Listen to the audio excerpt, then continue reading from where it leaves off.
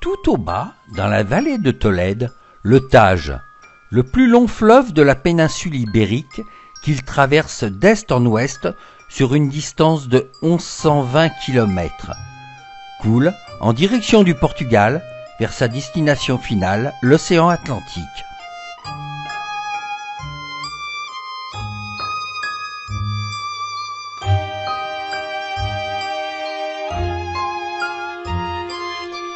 C'est en avril 1919 que fut achevé l'actuel bâtiment de la gare, réalisé dans le style néo-mudéjar, rappelant la présence musulmane qui a influencé l'architecture des bâtiments de la ville.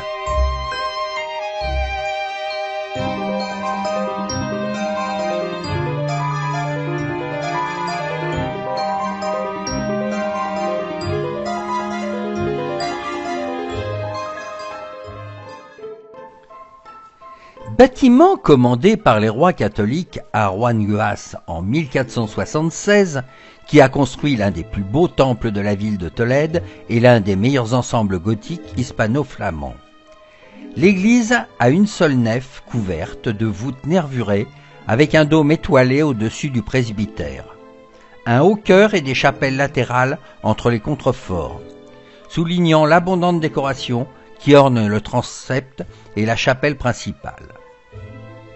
Dans ce dernier, le plan décoratif est basé sur des arches conopiales et des boucliers des rois catholiques soutenus par des aigles de Saint Juan. Par une petite porte, on accède au cloître, chef-d'œuvre d'Henrique Egaz, composé de 4 ailes ouvertes sur un patio à travers de grandes fenêtres d'entrelacs flamboyantes, bordées d'une frise à décor végétal et animalier. À l'étage supérieur, un remarquable toit polychrome qui répète comme motif ornemental des emblèmes, des armes et des initiales d'Isabelle et de Fernando, réalisés dans le style mudéjar. Dans sa façade principale apparaît la décoration traditionnelle élisabéthaine, formée par des statues, des arcades aveugles, des pinacles et des balles. Il met en évidence les chaînes de captifs chrétiens qui ont été libérés par Fernando le catholique dans la capture de Malaga et Baeza.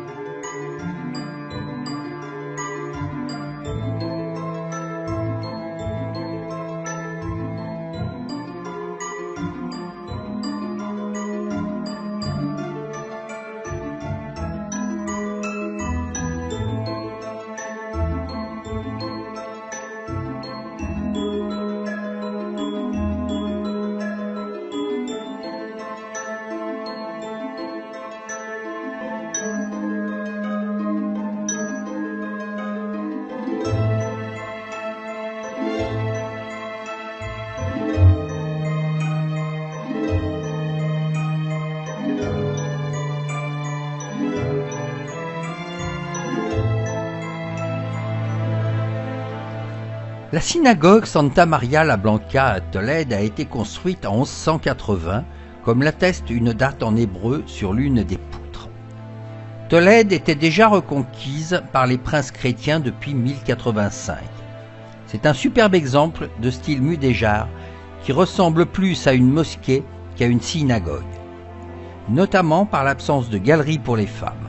Elle fut transformée en église dès 1405, après ce que des siècles plus tard on aurait appelé un pogrom. Aujourd'hui, elle est considérée comme musée.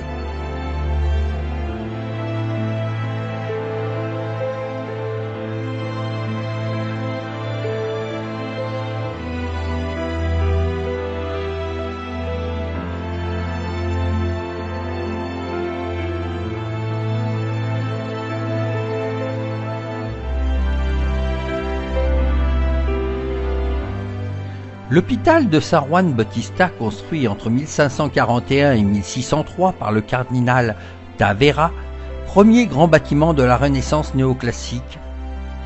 L'hôpital est fondé au XVIe siècle par le cardinal Tavera. Après la guerre civile, la duchesse de Lerma aménage dans l'aile gauche de somptueux appartements dans le style du XVIIe.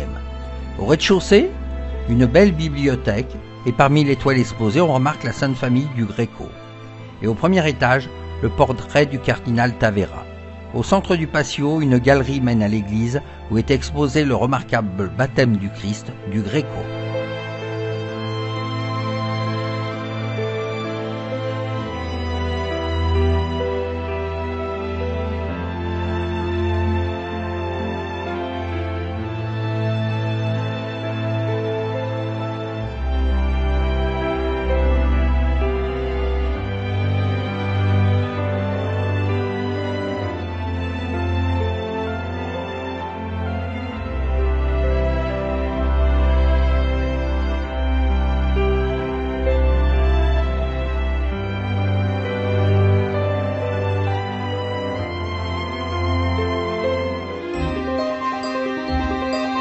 La cathédrale de Tolède est imposante avec son clocher qui renferme une cloche de 17 tonnes, son cloître et ses 3 chapelles, la capilla de San Ildefonso, la capilla de Santiago et la capilla mozarabe.